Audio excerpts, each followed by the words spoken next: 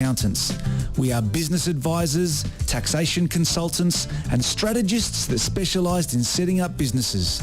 We understand the client and give them the very best customised advice and strategies to achieve their goals. Visit our website dkpco.com.au or give us a call today on 03 9023 9370. Fast, proactive, personal. That's DKP & Co Chartered Accountants.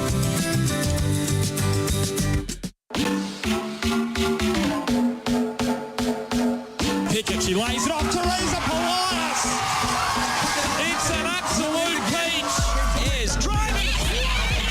What a hit from Melina Ayres. Wow. And Sam Kerr has a hat-trick. Minima, 1-0.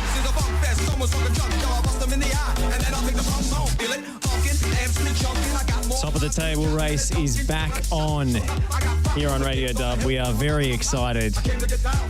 This weekend has proved the competitiveness of this league, and it's Melbourne City who've done it. Josh Parrish here with Pokuah Frimpong. Pokuah, how was that game on the weekend? That game was great to be at. I was a little bit surprised because I've been talking a lot about Sydney FC being my favourites, but I've loved watching City. And when City came out there, they came out defiant in the first half and just held on and played some great football on Sunday.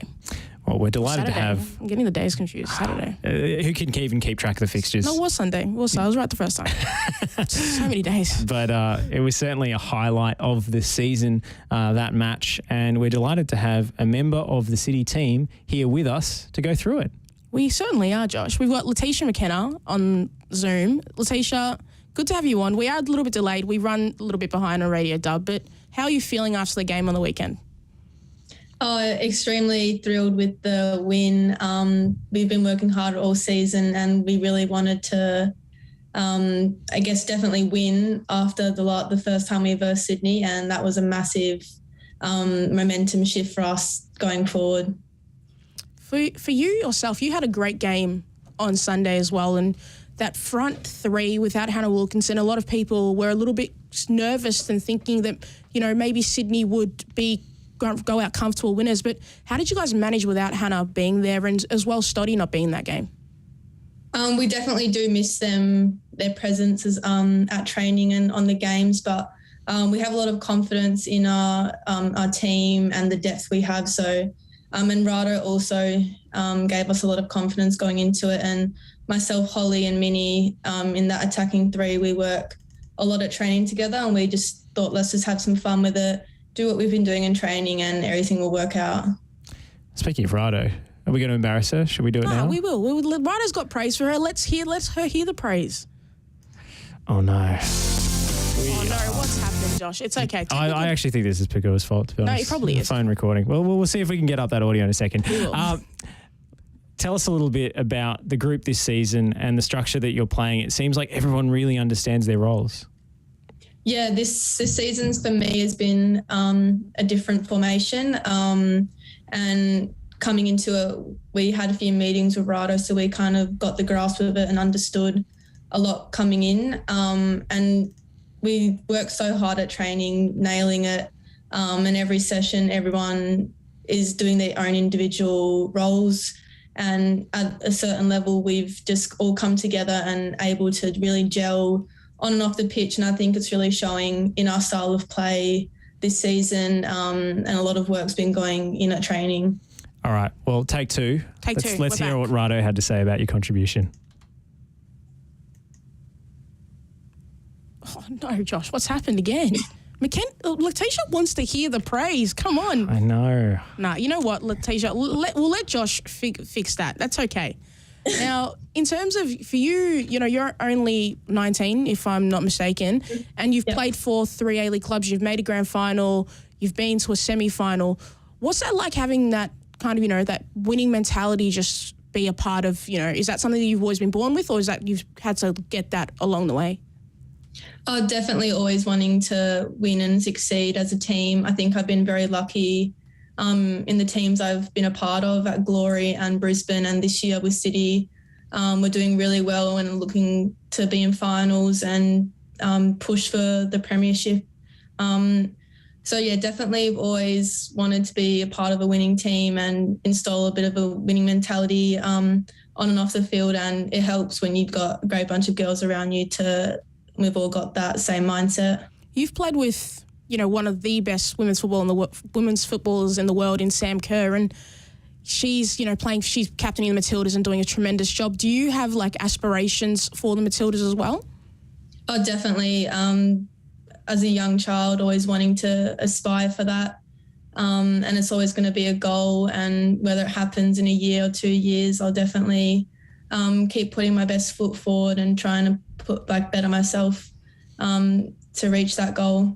You spoke a little bit just before about how it's been a little bit different formation for you this season, and you've played in a different, position at times. Do you think you have a best position that you play at, or are you just flexible to play in anywhere when the team needs? Definitely that more of attacking midfielder in the 10, and really enjoying it this season with the style of play. But I've always been sort of in the midfield and thrown around all places. But, yeah, definitely an attacking midfielder. They say third time's the charm. Okay. Shall we give it one final Let's try? go. I've got fingers crossed and everything. Leticia, she's been she came injured, then she had COVID, then she got injured again. So really she was, this is the best that we have been able to see because of that, and if this is the best, when she is really unfit, no match fitness, all these things that have been, stopping her from being to play freely football, you can imagine how good she could be if she's fully fit and she can play 4, 5, 6 games trot and just get match fitness. Yeah, you ain't seen nothing yet. That's what Rado Vidicic reckons. What do you make of that? Oh, he's just been the best. I know I think he talked me up a bit there, but he definitely does install a lot of confidence in me, and definitely does hold me in quite a high regard. And I can't thank him enough for this season. And I feel like I've learned a lot from him so far, and really looking forward to next year with him as well. See, there's a lot of, cool coaches in the A-League and A-League women's, they've got their suit and tie and these fancy shoes. But, Rado just reminds me of a classic, old school PE teacher who's just good vibes, but will he'll say what he needs to be said. What type of coach is Rado?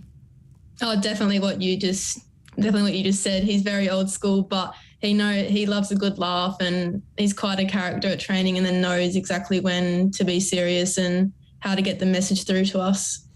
Now, the game on the weekend did come with one small, or rather large, to be honest, caveat, one downer, and it was really heartbreaking to see, of course, your teammate Holly McNamara go down with an ACL tear. Has the playing group got around her, and what kind of a loss will she be for the rest of the campaign? Oh, definitely. She has everyone's support from the team, and myself and a few other girls, we all live with her. And it's been quite hard for us all, and definitely her, to go through this. She's a massive character in the team, a massive part of it, a massive player. And this season she's absolutely shined, and she deserved everything she's done so far. So it'll be a massive loss to not have her on the field for the rest of the season, but she's got all our support, and she'll be back better than ever, I have no doubt. Well, she's wowed us all this season with her rise to stardom, really, a meteoric rise to the Matildas. And a rise that we on Radio Dub here tried to get Holly. And we are going to get Holly, once this once this injury is done, because we keep getting some hurdles, but it's okay. We've got Leticia here. Now, Leticia, you said you live with some of your teammates. Now, what's the vibe like trying to live with, a bunch of professional footballers who are, always trying to get at their best? So is meal prep, is the fridge just stocked with different meals? What's the vibe? We all have our own little mini fridges in one big communal area, and we're all quite good with sharing food if we need to, and everyone does their own thing. So it's pretty easy, and everyone gets along really well. So it's literally the easiest thing living with everyone. Now, I've heard you guys play a lot of games in this house. Now, we've had different people tell us they're really good at it. We had Chelsea Blissett tell us that she was to quite, a star at this game. And Brianna Polisena said she was Kai's son. Now, Leticia, I want an honest answer. You seem like an honest person. Are you the champion, or are they telling the truth? I think at a few games I'm ranked number 1. Okay. And then I will admit I'm definitely at the bottom scale for the rest of them. But I have to give credit to Darcy Malone. Okay. Because she does pull through on 90% of them, but I do beat her in a few. Well, what's your game of choice? What do you have them covered? We've got this new game Sequence. Okay. Board game. Definitely got Darcy every round. And 21. Get her on that one too.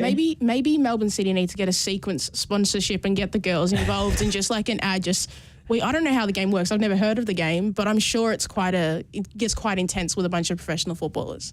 It does. I think that was probably the point where everyone's blood was boiling and it didn't end well, but then everyone made up straight after.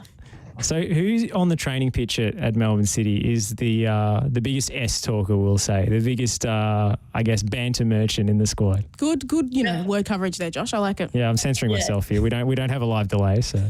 It's definitely Minnie and Holly. Them two love a bit of banter between each other and we all get amongst it. Minnie being Rihanna Policena? Yeah. See, not surprised by that at all. The way we've seen them play, they're just running. The other players must be like, guys, okay, we get it. You're better than us. Let us have some peace, please. That's all they want. Well, the opposition players. Of course. They've wreaked havoc this season. Let's go back to the game. Sydney FC, intimidating opposition, of course, with the talent that they have on the park, but they didn't have to leave New South Wales all season. Was the confidence high in the group going into this game that you could beat them on your own patch and they'd find it tougher down here? Oh, definitely. We didn't think too much about them or worry too much about them. It was for us just another game. We knew it had a lot riding on it, and it was a big game in the season, top of the table. So we stuck to our guns and had a good week at training and just come out firing. And in the second half, you were more on the back foot, blitzed them in the first. But is that a significant win for the team, knowing that, when you're down in terms of the balance of play, you can hold on and can gut out those tough wins under pressure? Oh, yeah, for sure. We knew that first 45 was probably up there in our best performances, and we knew the second half we weren't as dominant, and they did come forward, but we still held on. We still... the defence were amazing and still held them out and got the win, so we can't complain. Rado spoke in the post-match press conference about the effort being the thing that you guys have to rely on, when you play games of football, because sometimes it's not going to come easy. Is that something that, has grown, like in terms of like the effort, and like obviously you guys work hard in every single game, but because you've got better as the season has gone on, do you are more confident in the way you play now? Oh, for sure. We are definitely more confident in our playing style. Everyone's really nailed it going forward, and effort's been a real focus for us. If we all put in the effort and do those extra 1%ers on the field, we know that we can beat anyone, and all together we're very united. So it's been showing. As we heard Rado say in that clip we played before, you've had a bit of an interrupted campaign to an extent. How are you feeling now, and how far do you think you are off your peak in terms of match fitness? Oh, yeah, it definitely was very frustrating and annoying coming into the season injured, but the body now is starting to get back on the mend. It would be nice to get a few more match minutes to get that match fitness back up, but not far from being back at my full capacity, I guess. So missing a couple of squad members to the New Zealand international team is a tough barrier to overcome. But were you impressed with some of the players, including yourself, I suppose, who came in to fill that void? You've got some depth in this team. Oh, yeah, I think we're very fortunate with the players we are able to bring on. Misha Westland also made her starting debut, and she's been solid all season when she's come off the bench. And we've also still got more youngsters training well. So we're in a really good place, I think, with squad depth, even missing two of our best players. You guys, a lot of praise has been put onto the attacking side of your team because you guys go well. You attack as a unit, but your front three have scored a lot of goals and have been really, prolific. But in your defence, you've got the likes of Anona Heatley, Emma Checker, and Tori Timoth and Bubs in the back. How has that how's that helped the team, in terms of going forward, knowing that you've got such a solid backline there? Oh, it's massive. Them four at the back. I just have so much faith in them, with Bubs yelling at us 24/7. Winnie, Checker and Tori are also solid. And our wing backs as well, TJ, Torpy, Chelsea, they're always bombing forward, and it gives us three at the front a bit more freedom to kind of create what we can, and knowing that they've got our back and the midfielder behind us as well. So it's just a lot of trust and security back there. I mean, I would be tempted to say Bubs was rolling back the years with some of the saves that she made on the weekend, but it's not true because she's been this good all season. It's amazing. She's up there with the best goalkeepers in the competition, and putting us all to shame in terms of, our athletic achievements. Josh, personally for me, I feel a sense of, pride as a 5'2" individual, and I see Bubs out there. I go, you know what? I don't know why I gave up. If Bubs is out here, she's giving faith to us short people in the world. I'm quite proud. And for the old fogies amongst us as well. Exactly. It's an inspiration for Radio me Dub personally. here, we're fans of Bubs. That's what we're saying. Yes. What is she like around the training paddock and as a personality off the pitch? Because having met her once or twice, she's a pretty straight shooter. Yeah, she's amazing to have. I think we're all very lucky to have Bubs this year, and hopefully she continues to kick on with her form at the moment. She's such an amazing leader. She takes us all under her wing.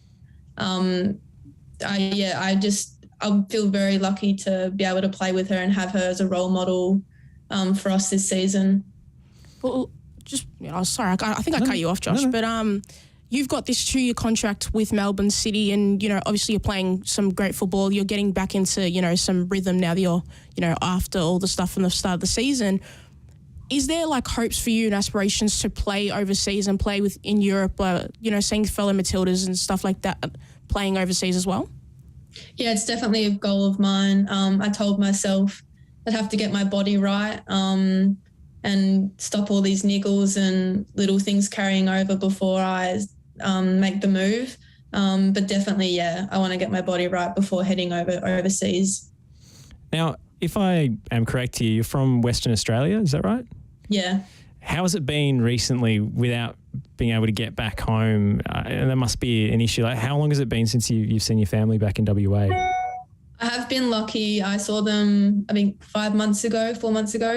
I stayed there for about 2 weeks after being in Sydney for a while. It's been a bit tough not seeing them, but it's also really great to see all the other girls with their families. And I think that's more special for me to be able to see them happy. And the borders are opening really soon, so hopefully my parents will be able to get across for the finals. We've got our fingers crossed for you. When you get to go back to Perth, what's the first thing, you do in Perth? Because I don't really know much about Perth. I did a layover on my way to Australia when I first came to this country. Haven't been back there since. What's for anybody who doesn't know about Perth, what are you supposed to do when you go down there? The beach. You live at the beach in Perth. See, I can't. I get that everybody loves the beach in this country, but I can't swim, so the beach is not a concept for me. So I'm just I get it. But surely there's what's on land. What on land can we be doing in Perth? That's the first time this detail's come out, by the way. I can't swim. I used to, but it left me. The skill left me. Well, how do Melbourne beaches rate in comparison? Be honest. Oh, not that good. I think Perth are definitely up there. Sorry, Melbourne. See, I can't even disagree because I don't even know what these beaches look like in Melbourne or anywhere else. Yeah, it's strictly landlocked. Strictly land. If the water starts rising, but don't look for me for help. I'm no help to anybody. Well, you're coming up against another of your former clubs, Brisbane Roar, this Thursday. What's that like playing against your old team? It definitely has another feel to the game. I guess it's your old club, so you definitely want to beat them. And knowing a few girls as well, it's always nice to see them. But yeah, it definitely holds a bit more personally against them. Now, Leticia, if you score on the weekend, now I'm hoping you score. What's your go-to celebration? Because I've seen. Or is it the respectful non-celebration? Non-celebration. Are we? I find that a little bit performative, to be honest. I find that a bit much. Maybe. Are we getting a Sam Kerr flip to be like, you know what, guys? I'm doing these things. Are we getting an Mbappe type? Well, teammate of Sam Kerr. Exactly. We're getting an Mbappe style. Well, what's your go-to celebration? I haven't scored in a while, so trying to think of something. I think at the moment, I'd probably run to Holly and give her a big hug because I would definitely give it to her. But yeah, I can't backflip. I'd love to be able to, but just don't have that in me. It's also very dangerous. Honestly, every time Sam Kerr does it, I'm like holding my breath, being like, please don't get injured right now. I mean, you used to play with her. It must be amazing to see like her go to a new stratospheric level of fame here in Australia and playing overseas and Champions League final. Like, it's bonkers. It's crazy, yeah. I just so happy for her. It's crazy to think that 1 year when I was 16 playing with her, she'd pick me up from school and take me to training, and the next year she's off at Chelsea and absolutely tearing it up. Now, what is the car ride with Sam Kerr like? What's the music that's getting played? We're stretching the memory a little bit. Yeah, we're stretching the memory, but Leticia's quite young. It's only 3 years ago for her. That's true. What are we like? Are we going like some rock? Are we going some rap? Are we going like some soulful, like Adele? Like, what's the vibe? It was definitely quite hip-hoppy, a bit of rap. That doesn't surprise me. Sam Kerr's very too cool. vibey girl, Too cool. so yeah. What's your go-to pump-up tune before a game? Definitely some hip-hop rap, I guess. Who's your favourite rapper, Leticia? Now, this is this is an important question for Pokuah. I just can't. If I it's got no opinion. If it's a bad answer, it's my like my like. We're gonna have to cut the interview My short. like from you goes from like a 10 to a 9. Who? It's a big call. It is. I don't know. We put her on a spot. What's been on your Spotify recently? Or Apple Music. Recently, Or whatever other streaming services are available, not a sponsor. It's been Georgia Smith recently, actually. Done. Leticia, Yeah. you're my favourite A-League women's player. Done. Finished.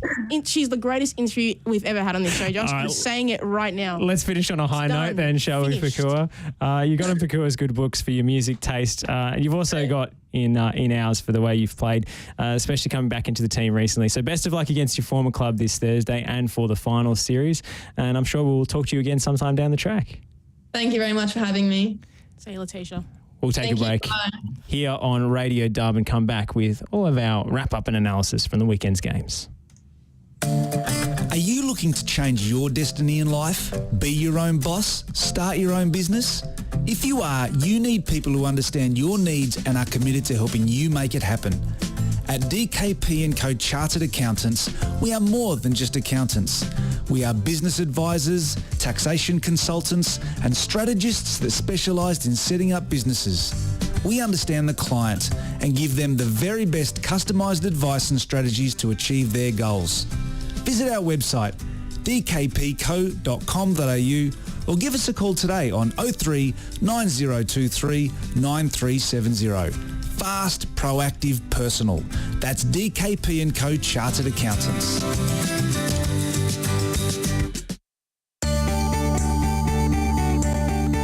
We are more than engineers. We are more than project managers. We are more than surveyors. We are more than infrastructure specialists. We are more than planners. So, who are we? We are problem solvers, providing the highest quality service and results. We are a team of skilled professionals, focused on customer needs and outcomes. We are 23 years of industry experience, adhering to the highest safety standards. We are Melbourne, and we are right across Victoria. We are the Lanco Group, your business partner for engineering solutions. Lanco Group. We are more than you realise, and we are ready to partner with you.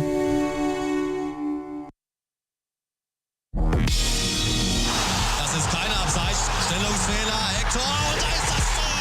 Die Iren führen mit 1:0 in der 70. Minute. Shane Long. Boah. You're listening to FNR, Football Nation Radio.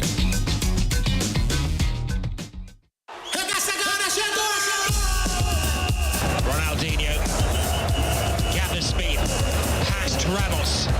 Elguera comes to meet him. He goes past Elguera. Ronaldinho at his very best. Unstoppable. You're listening to FNR, Football Nation Radio.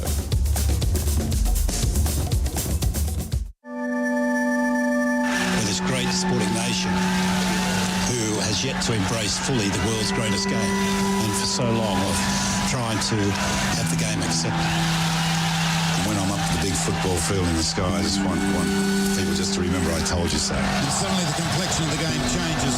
Let's hope it doesn't, but this is the best period for Iran in the match. Ali Dodi, danger for Australia here, the flag's down! It's an equaliser! You just feel for them, not just the boys, they are representative of so many people who make this game their life. It's just, I can't say anything, mate. All right. Especially as they have the impetus. Aloisi, Cahill, Cahill! Tim Cahill has done it again! What a goal by Tim Cahill! 2-1 Australia! Oh, it's a wonderful moment in Kaiserslautern! And Tim Cahill has come off the bench and maybe won the match for the Socceroos. You're listening to FNR, Football Nation Radio.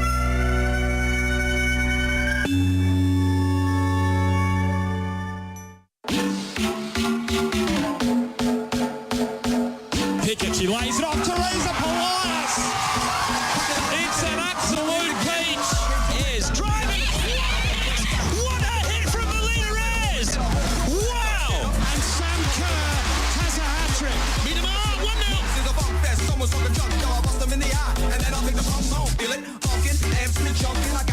And we're back. Well, there was a little bit of mystery, but it's okay, Josh. We're back. We just spoke to Leticia Mckenna. Fantastic interview. She said she likes Georgia Smith. That made my day because Georgia Smith is one of my favourite artists, and her most recent album was fantastic, and it was on loop for quite a few weeks. But just, on a sadder note, we did, unfortunately, over the weekend, we spoke to Leticia a little bit about it. Holly McNamara, Melbourne City confirmed today that she did tear her ACL in her left knee. It's quite upsetting for the league and for Holly especially that we won't get to see her for quite a while. Yeah, really upsetting, especially since she's already had a knee injury. I don't know if it's the same knee. Yeah, I couldn't figure that out either. We tried to do some Googling, but it came up short on that front. Doesn't really matter. It's still horrendous. That's essentially, and it's strange to say this because she's so young, but players tend to break into the dub very, very young. Yeah.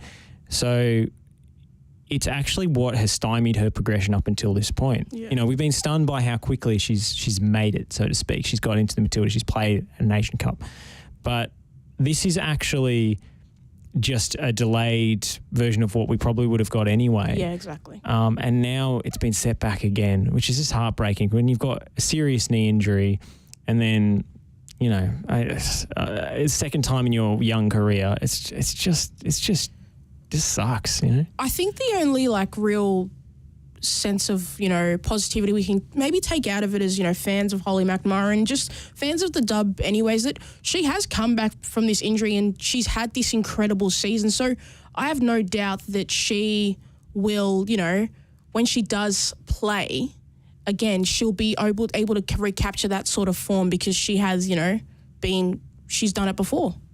Yeah, that's it. And, she's got, I guess, runs under the belt, so to speak. She got runs on the board, I should say, not to mix my metaphors. Now it will mean that she's already a known quantity to A-League women's coaches, and Melbourne City obviously still rate her extremely highly, so I don't think she'll have any trouble breaking back in, assuming she does all her rehab, and they're the club with the most resources for that kind of thing. So you have to imagine they'll give her everything that she needs to come back. But it just sucks when you've got a home World Cup coming up. And, it's usually a 12-month injury. It can be 9 months, as short as 9 months, depending on the severity of the tear, depending on how the surgery goes and your rehab. But that will put her on the back foot when it comes to actually making that World Cup squad. And for me, that's the worst part about it. I think, though, for me, unfortunately, for the first question I thought of after, the initial shock of seeing it, at the game and thought about it for the last few days is that I think this injury, these kinds of injuries, like Kayla Morrison's, just got her injury at the start of the season as well. I think the irregularity or regularity? Wow, that's a really tricky word for me, actually. I don't know. I'm not going to stay away from that word for next time. But the way in which the dub has this gigantic break, and then, you've got to come back and play football such a high intensity. And then also how many games we play in the dub in such a short period of time. Especially this season. Rado spoke about it post-match and said that, the league needs to have, maybe an extra week, or the season needs to be extended, I believe was his exact quote. The season needs to be extended. And I find it hard to think that maybe this injury could have been prevented if the season was a little bit longer and, there wasn't so much stress on her body, because she has played with the Matildas as well. She has been playing a lot of football on a regular basis, playing like full 90 minutes as well. Yeah, I think it's tough to assign specific blame to any one injury. Like, you look at how she did it and her knee kind of buckled. It's just like a fluke action. Yeah. Obviously, those kind of things do happen more often when you're fatigued, but it's hard to draw that causal link, even if we were. But in terms of the general well-being of A-League women's players, some of them have to work outside of football, which we've talked about last week. And that puts a lot of stress not just on, your career, but on your body as well. Some of the players with the games in such a short space of time, I think Victory played 3 games in 6 or 7 days? Yeah, very and they end up losing in a shock result to Perth Glory. And I don't think there is any coincidence about that fact, that they lost that game after the run of fixtures that they'd had, because they played superbly to come back from a couple of goals down and draw with Sydney FC. Then they face a much less fancied side, and yes, Perth are very well coached and they've got some good young talent, but Victory should never have lost that game at home, and they wouldn't have if they would have been given the recovery time. And I think if people did watch the game, you saw in the first half, Victory were more present, and Chidiac was getting on the ball a lot more, and they were forcing the play. But I think as the second half went on, Perth just got more comfortable, because Perth have had, a little bit. They haven't had to play as many frequent games as Melbourne Victory in the last few days. So it was just a lot, easier. But I'm not taking anything away from Perth. I think Perth, Alex Parkes has been, comfortably for me, been the coach of the season. I think he's done a tremendous job to get Perth to this point and be right on the cusp of making finals. Like, it's really, they have to rely on some other results from some of these other teams, but they most certainly can make it into that Final Four. Well, just looking at Victory, they played on the 12th. They beat Western Sydney 5-0. Terrible Western Sydney side, to be fair. Against Sydney, against the league leaders, came back to draw. Now, against Perth, they've lost. And tonight, we haven't had a chance to see this game because we've been preparing for this show, of course, and had the show before as well. But they've just drawn 2-2 with Canberra. Yeah. Another team who's having a horrendous season. So I think you can only point to fatigue and this ridiculous run that they've had. A game on the 12th, 16th, 19th and 22nd. When's their next game? 4 games in 10 days. It's insane. When's their next They've got a bit of a break. Well, no, they don't. Sorry. I've just seen it. They're playing again in another 4 days' time. Yeah, that's going to be 5 in 14 days, which is like, Like, I know that COVID's, pushed a few of the games around and all, but I still think there would have been this rapid pace of games anyway, because of how short the dub season is naturally. But that's like Melbourne Victory. If Melbourne Victory managed to not make finals, they're currently on 23 points with 23 points, and they're on the level games with Perth, who are 2 points behind them, and Victory are only a point behind Adelaide with the same amount of games. It's going to be very tight in the final few weeks. I think they've got Canberra again on the final match day. Yes, I believe. but they have Victory. Victory play. They have Adelaide. Yeah. Which I think is Perth will be watching that. That's a banana skin. Yeah. That's a banana skin for them. And Adelaide United need to win that game as well, because they're not that far ahead either. They don't have a place in the finals guaranteed. So we've got a genuine finals race on this season, which is good for the competition. Yeah. But I wonder where it's come from, and I can only point to the fixture pile-up as the obvious reason why.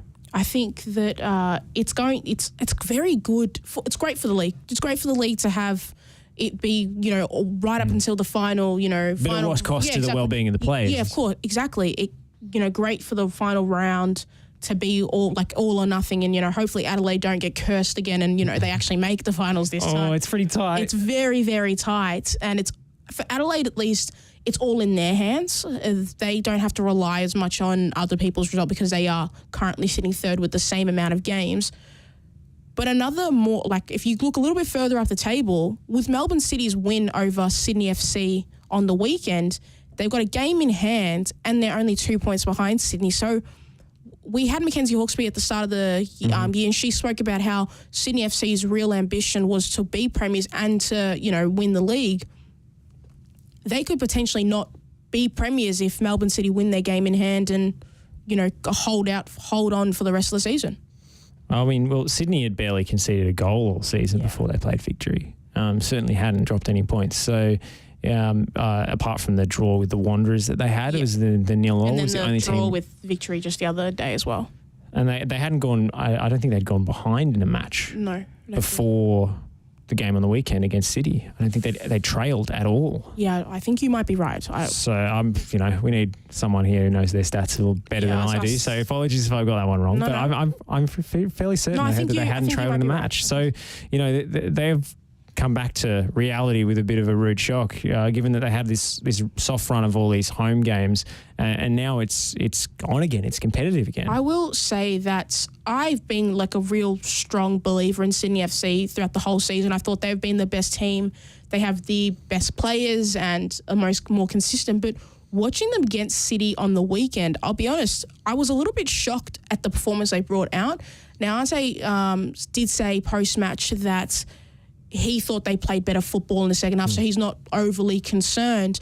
But I will say that for the likes of Courtney Vine and stuff like that and Charlie Rule, on that right-hand side, they really struggled at times, going forward. And she sometimes didn't look all too comfortable on the ball when it was coming at her mid-air.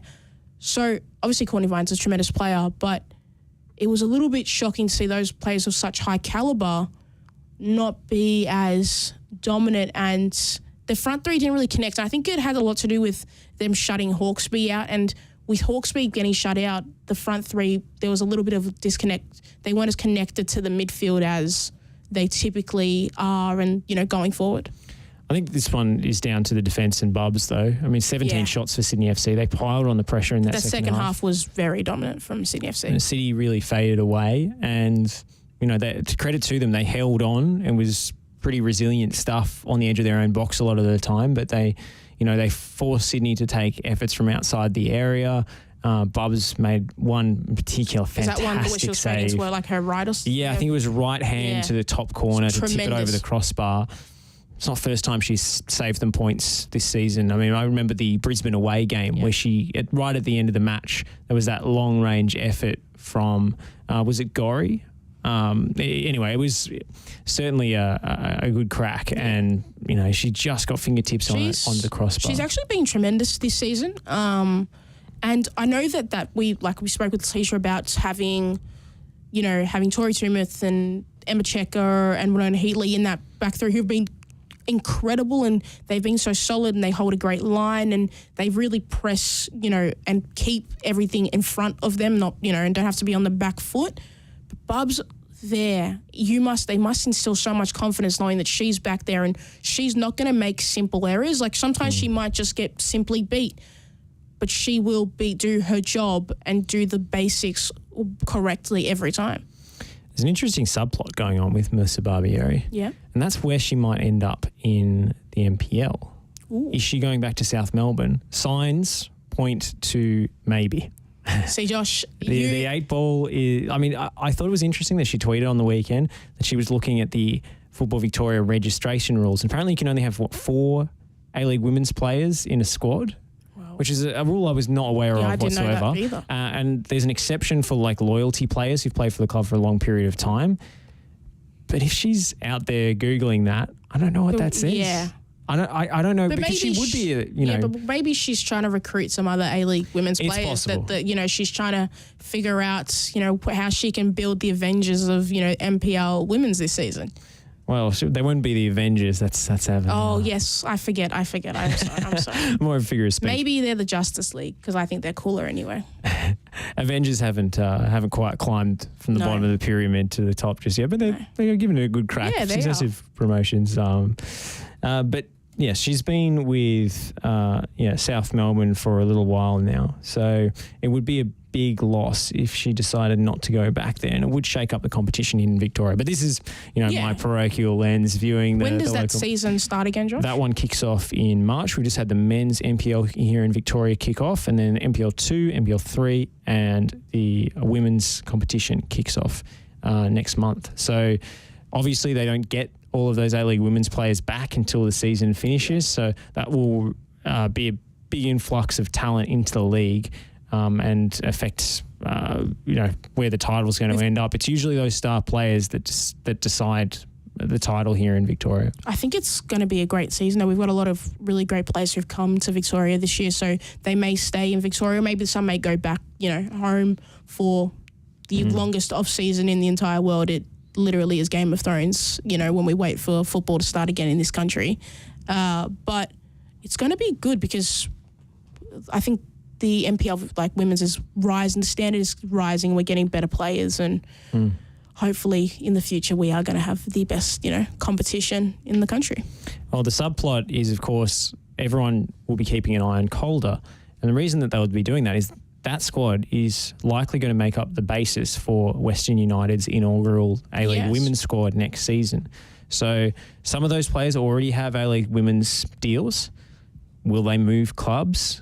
Will they stay at Calder in the off season, and then there's an affiliate that they're rivals? That is actually really interesting to think about. That maybe they play for Melbourne City and then they're playing for Calder. It's strange. It's very strange because it's the first time it's happened. So ultimately, they're going to have to create some rules around that, and I'm excited to see what Football Victoria will do to make sure that it's okay in their favour. But also, all of those players will not only be playing for a chance at silverware, which they'll be one of the favourites for, they'll also be playing for selection. Yes. Because you imagine they'll add a few star players on top of what they've got already at Calder. It'd be tough going to just implant an entire NPL women's squad straight into the top division. So all those players will be playing for their place in the next season. And that, obviously this entry hasn't been finalised yet, but all signs point to the fact that they're going to do it. We're going to have an expanded competition next season. Is that good for the league? To have the expansion, to have Calder, to have Western United. That will become Western United in competition for next season. And there's other clubs with talking about introducing a women's team that don't have them so far, like MacArthur and Central Coast. I think getting Western United in there would be great. What they've been in the league. They've been in the men's league 3 seasons. This is their third. This is their third season. Yes, third third season. And for them to already, making efforts to get a women's team in there and have it from an established thing and not having to pull it out of thin air, I think it's a great thing. And I think when they do eventually move into the A-League women's, their team is going to have been together for a while, so they will have an identity of sorts and they'll have something to build off. Whereas opposed to Wellington, this year it's a lot of just players from New Zealand and, it's a lot younger, so they've had to build, a sort of camaraderie and stuff like that. I think it's great for the league to be expanded. Yeah, and also Calder has a more experienced player base than this Wellington team coming in. Obviously, most of those players would already know each other from either playing with or against in New Zealand. But let's go back to the A-League women's competition. Coming into finals, we've got some big fixtures coming up. Mentioned Adelaide United taking on Melbourne Victory on Saturday. I think that's probably the game of the season for me. I've got popcorn ready and I'm excited about it because I think everything on the line. Yeah, Melbourne Victory played Adelaide at the start of the season and they beat them comfortably, I believe. Yes, game one, but that was the asterisk of having Kayla Morrison in the team. She wasn't out there for that long. Oh, that's true, actually. She got injured quite early on in the game. You came back with a reflection on that game that you didn't think Victory had actually played that well. No, I didn't. They didn't deserve to win by that much. And I think you've been proven right over the course of the season. I think that Victory were lucky because Adelaide was still gelling and they have, ultimately in a game of 90 minutes, if you have more talent and you're not playing terribly, most likely the results will go your way. But I think at times this year with Victory, they haven't played great football and they haven't looked stable. They've just looked like they have been played better for more of the 90 minutes, even if it's not the majority of the 90. They've had a lot of moments of quality from their stars. They give me a lot of Melbourne City, the men's team from last year, where sometimes they don't play a great 90 minutes, but they have these short bursts of real quick succession of goals. And if you just looked at the scorecard, you'd be like, oh, they played tremendous. They scored 5. They scored 4 goals. They did this. Like, they barely had any shots from the other team. But if you really watch the game, sometimes they get caught out and some of their decision-making hasn't been great. I think they're still a great side, but they don't instill the same amount of confidence as I had with them last year. What do you make of Brooke Hendricks, the new player who's come in at centre half? Somebody asked me this on the weekend. And Another American? I think she feels the job and she's stability. I don't think she's a good player. She's not great. I mean, Kayla Morrison's don't go on trees. Yeah, exactly. And Kayla Morrison is a really hard player to replace. And also due to just leadership capacity and being that, and she's always barometer with for the rest team. of the team to lift them when things aren't going well. I think she's a good player, and I think her decision making is decent. But I haven't been sitting there going, oh, when's Brooke Hendricks is the next so and so. She's good. An improvement on what they had in players playing out. What they had. And maybe I'm being a little bit overly critical because Claudia Bunge wasn't in the team on the weekend and she was away on international duties. And she does look more comfortable when Bunge is playing in the team. But when I saw her by herself, she was okay. And I don't have any, I don't go either way on Brooke Hendricks. Is it enough is the question, I suppose. Is it enough for them to come into these 2 crunch games to make finals, to secure their place? I mean, they're not favourites for the title this season. Their season has been inconsistent. But in pre-season, I remember us saying, Victory, they're going to walk away with the competition. Yeah. That was pre-Kayla Morrison injury. And it's changed a lot, that injury. I'm nervous for them because they've had so many games so quickly. They're going to need to really, put all their might into these next, 2 games I believe they have left? Yes. Yeah, these next 2 games. And they're going to have that Canberra game at the end of the season. I think it might even come down to goal difference. The points are so close. They're just going to need to really hold on and then get that break, just a little bit of a breather before the finals start. Well, Adelaide United's the team I'm most excited to see. They've got 2 crunch games to finish, try and make finals after missing out in heartbreaking fashion last time around on goal. Was it goals difference or goals scored? It was it was ridiculously tight. And they felt aggrieved and unlucky, and you must look back at all the missed chances over the season. Thought if that one had gone in, we'd be in the finals. Now they've got the season to finish it off and to secure their place, Victory and then Sydney. It's a murderer's row. It is. But this team in this form, I do believe in them. I think they can get it done. I have faith in Adelaide. I would love to see Perth in the finals. I really, really would. It was a good story. I mean, this group of really young players, a lot of NPL Victoria players, which, as a commentator of that competition, I do like to see. Yes. But a coach who's clearly got everybody on side and has had a long-term vision. Yeah. He's had his contract extended by another year. I think that's a great show of faith from the club, based on what they ended up with last season and the disappointment. They were working towards something. Exactly. But they're still underdogs in this race. I think Adelaide are the most reliable option in terms of them making the top 4. For them to have Victory and Sydney, I'm scared, but I think that their final game with Sydney, if Victory, for instance, if City look like they're going to get that Premier's play and they hold on, I think Sydney maybe don't play their strongest team because they know they're already in finals and the finishing first is not really... It's not viable and for them. They might rest a few players in Adelaide. Not that I'm saying that Adelaide couldn't beat a full-strength Sydney because City have shown that you can do that. but it would be difficult.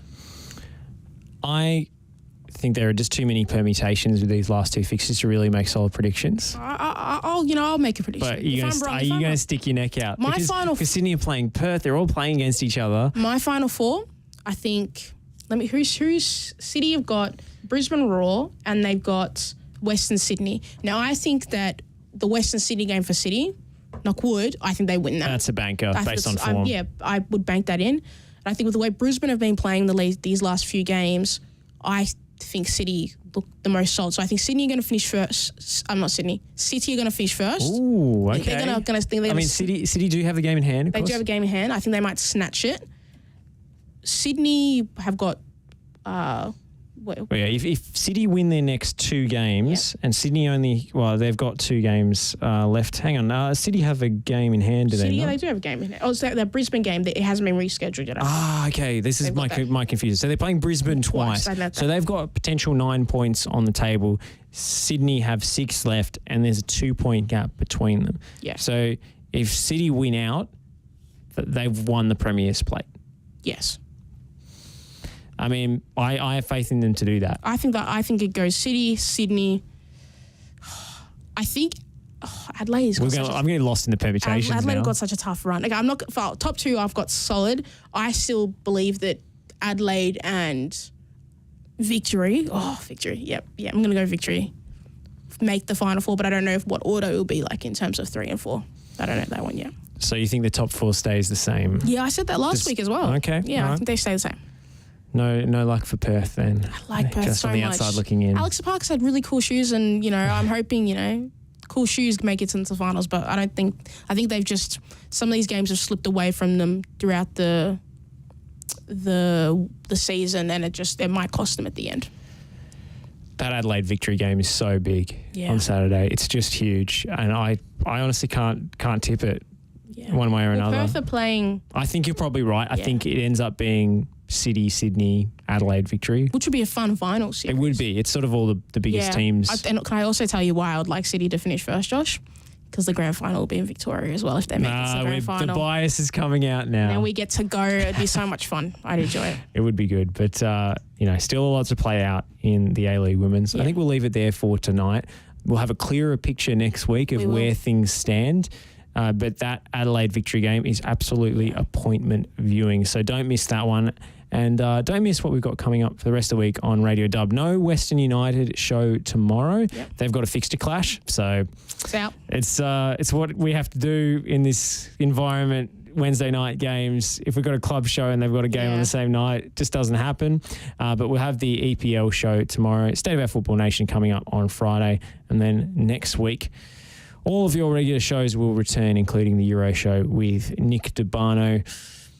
I'm looking forward to that game on the weekend. And next week's show should be an absolute cracker when we've got a bit more information available.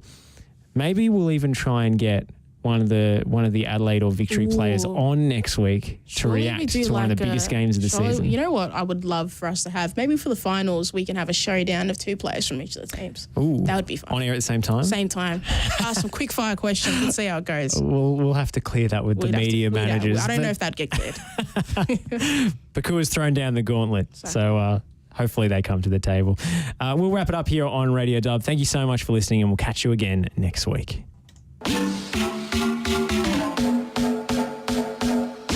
She lays it off Teresa Polias. It's an absolute peach. Is driving. What a hit from Melina Reyes. Wow. And Sam Kerr has a hat-trick.